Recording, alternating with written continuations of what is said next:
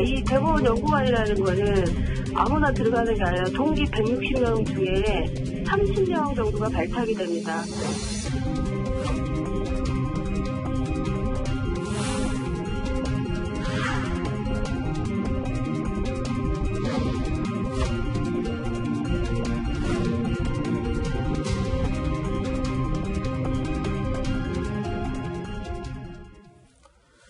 네, 양승태 대법원 블랙리스트의 피해자라고 주장하는 판사 출신 더불어민주당 이수진 의원이 사법농단 판사 탄핵을 추진하겠다 이렇게 밝혔습니다. 특히 자신에 대해서 인사불이익을 부정하고 이 업무 역량 부족 탓이라는 진술을 한 이 판사 어처구니가 없다 이렇게 얘기한 뒤에 탄핵을 하겠다 이렇게 해서 상당히 논란이 되고 있는데 먼저 오창석 전 부소장께 여쭤볼게요. 이 판사 탄핵 네. 지금 여당 차원에서 추진을 하는 건가요? 일단 이수진 의원의 본인과 관련돼 있는 부분이기 때문에 일단 네. 법안으로 발의를 하겠다 이렇게 얘기를 했는데 일단은 기본적으로 당장 탄핵은 될 수는 없고요. 이 부분에 있어서 사법농단에 대한 재판 결과에 따라서 탄핵이 될 수 있으면 탄핵돼야 된다라고 보는데 일단 판사가 탄핵될 수 있는 여지를 열어두는 것 역시 저는 민주사회라고 봅니다. 행정수반인 대통령도 탄핵이 되는 사회에서 고위공직자인 판사는 탄핵이 되지 않는다.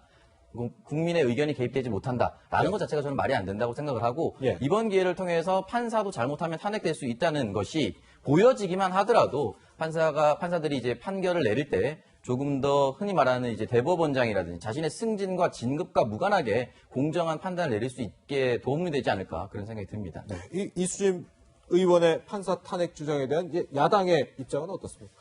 앞서 먼저 주제에도 말씀드렸는데 그동안 전단지 살포가 계속 있었는데 갑자기 이제 김여정 까마귀 날자 배 떨어지는 식으로 김여정 발언 이후에 금지법을 추진하는 것처럼 판사 탄핵 필요하죠. 예를 들어서 법에도 있지 이미 판사 탄핵은 할 수 있게 되어 있습니다. 네. 다만 지금 이거를 그 사법농단의 피해자라고 주장하고 있는 이수진 의원이 하고 있기 때문에 이제 오해를 받는 거고 본인이 지금 당사자지 않습니까?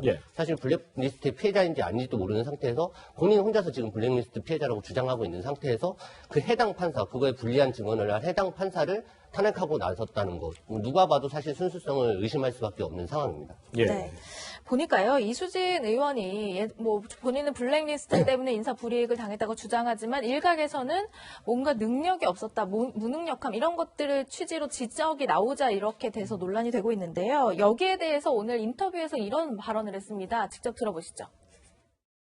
우리 동기 법관들이 과연 이수진 일을 못했는지 그리고 제가 이 대법원 연구관이라는 거는 아무나 들어가는 게 아니라 동기 160명 중에 30명 정도가 발탁이 됩니다. 그 한 11년 동안의 근무 평정을 가지고 제가 그래서 발탁이 돼서 대법원 연구관에 들어왔잖아요. 근데 갑자기 2년째 일을 못하니까 내보내겠다.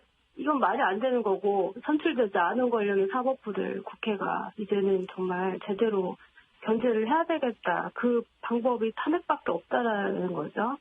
그래서 탄핵은 제대로 추진을 해야 되겠습니다. 네, 이수진 의원은 이뿐만 아니라 무슨 친일파 파묘법 제정도 주장하고 있잖아요. 네. 이건 어떻게 보세요? 저는 이수진 의원이 개인적으로 벌써 재선 준비를 하고 있다고 생각을 합니다. 재선 준비를 하고 본인이 있다? 결국은 선거에서 이제 계속 중요한 게 상대방의 약점을 파고들고 자신의 불리한 점을 개선을 시켜야 되는 건데 사실 이제 이수진 의원이랑 붙었던 이제 나경원 전 대표 같은 경우에 어떤 친일 플레임을 갖다가 여당에서 집중적으로 이제 씌웠거든요.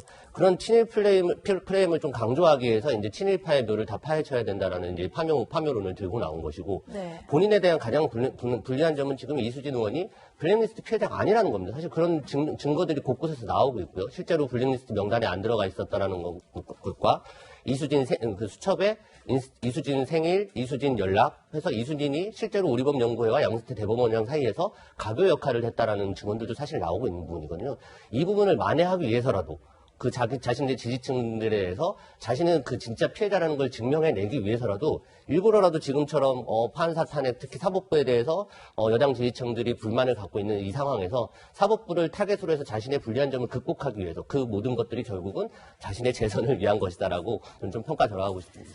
네, 보니까 민주당 좀 전체적으로 얘기를 좀 키워보자면 사실 민주당이 이번 선거 이후로 과거사를 좀 바로잡겠다라고 나서는 것들이 몇 가지가 있어요. 있어요. 이것들이 네. 뭐 너무 적폐청산에만 몰두하는 것 아니냐 이런 지적도 있거든요. 일단 이 과거사에 관련돼서 여러 가지 이게 나오는데요. 일단 5.18 관련법이 가장 클 것 같습니다. 네. 주호영 원내대표도 역시나 이 광주 민주화운동 기념식에 나왔었고 이 부분에 대해서는 사실은 이제 제발 이제 그만 좀 했으면 좋겠다라는 생각이 많습니다. 그래서 여야 의견이 없는 이 부분에 대해서는 마치 독일의 나치법 130조 3항, 이 나치 부정죄를 도입을 해서 네. 이 부분에 대해서는 제발 무고하게 희생된 국민들, 특히나 광주 시민들에 대해서 모욕적인 언사를 하지 말도록 하는 부분에 있어서 이제 사실은 민주당 당론이기도 하고 또 국민들의 의견이기도 하니까 이 부분에 대해서는 좀 앞서서 치고 나가서 이제 끌어내려고 하는 부분들이 보이고, 친일파 파묘법 같은 경우는 사실은 이제 이게 다시 대두된 것이 지금 백선엽 장군에 대해서 이야기가 나오는 부분인데 이 부분에 대해서 뭐 6.25 전쟁 과정에서 분명히 공적이 있다고 생각합니다만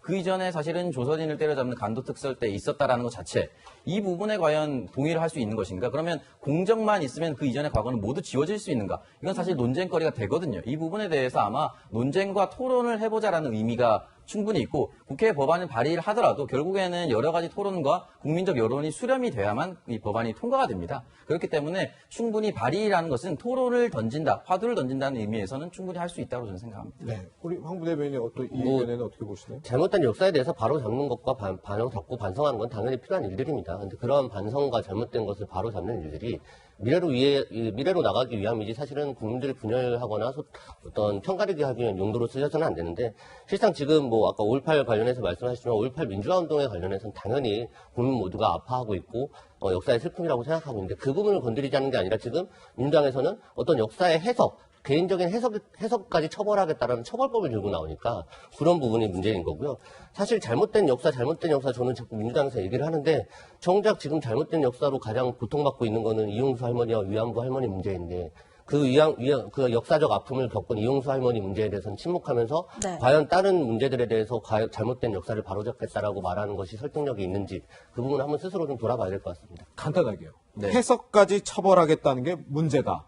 이 지적이고. 여기 이제 해석에 대해서 여러 가지 해석, 만약에 예를 들어서 조선시대 예속 논쟁 가지고 이렇게 하는 게 맞다, 저렇게 하는 게 맞다, 그런 해석 논쟁을 처벌하자는 것이 아니라 마치 북한군이 개입했었다라든지 이런 부분에 있어서 해석의 여지는 없거든요. 사실 이 부분에 대해서는. 예. 이런 부분을 처벌하자는 것이지 해석을 다양한 각도로 보자, 모든 것을 처벌하자는 뜻은 아닙니다. 민주당이. 예.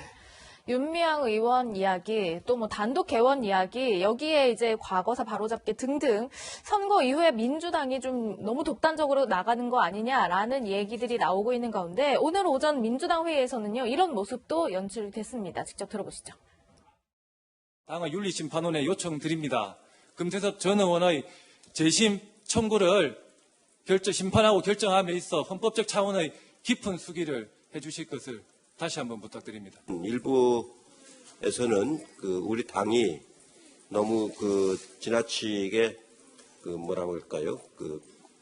비민주적으로 운영되는 거 아니냐는 그런 지적을 하는 것 같은데 제가 보기에는 단 한 번도 비민주적으로 당을 운영해 본 적이 없습니다. 제 의견을 먼저 말씀드린 적이 없습니다. 최고위원님들, 당직자들 이야기 다 들어보고 최종적으로 마무리할 때 제 말씀을 드렸지.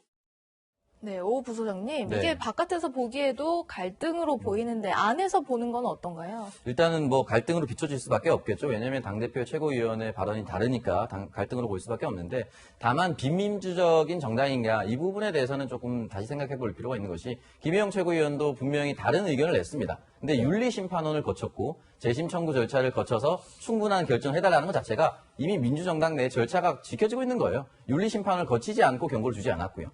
재심을 받아들이지 않았습니다. 받아들이지 않은 것이 아닙니다. 그러니까 받아들일 수 있는 부분이 있는 거죠. 그렇기 때문에 여전히 절차가 지켜지고 있기 때문에 이 결과에 대해서는 받아들이는 것도 역시나 민주적 정당이 해야 할 부분이라고 저는 생각을 하고 미래통합당 역시 비대위가 꾸려질 때 장제원 의원이 정말 싫지만 민주적 절차에 의해서 결정이 난 것이기 때문에 받아들인다 이렇게 얘기를 했거든요. 근데 그 부분에 대해서 비민주적 정당이라고 민주당이 욕하지 않았습니다. 그렇기 때문에 일단 절차는 지켜지고 있다. 그렇게 말씀드리고 싶습니다. 네, 야당에서는 이 모습 어떻게 보고 있나요? 저는 지금 이해찬 대표 발언 자체가 비민주적으로 보여가지고요. 네. 결국은 남들 얘기 다 듣고서 마지막에 내 뜻대로 하겠다라는 것밖에 안 돼. 저는 뭐 그렇게 좀 해석이 돼서 사실 이미 그동안 불종하지 말라. 윤미향 사태와 관련해서 불종하지 말라라던가 뭐 금태섭 관련해서 이제 금태섭 전 의원 관련해서 항구령을 내린 것들.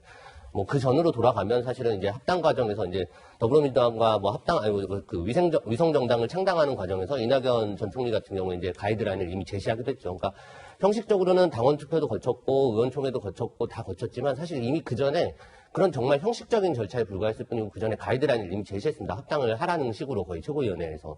그 전으로 더 넘어가면 지난 1월에 임미리 교수 사건 때 사실은 그게 저는 민주당이 당내 민주주의라는 건 결국 본인들이 국민들한테 어떻게 보여지냐의 문제인 건데 그 부분에서 이미 민주성을 잃은 사건이었다. 임미리 교수 사건 때부터. 예, 예. 그리고 그것들이 쭉 쌓여서 지금의 금태섭 전 의원 문제 그리고 오늘 나온 김혜영 최고위원과의 어떤 저런 설정까지 이어진 것이라고 보고 있습니다. 예. 네, 민주당 이수진 의원의 법관 탄핵 주장과 민주당 최근의 분위기까지 살펴봤습니다.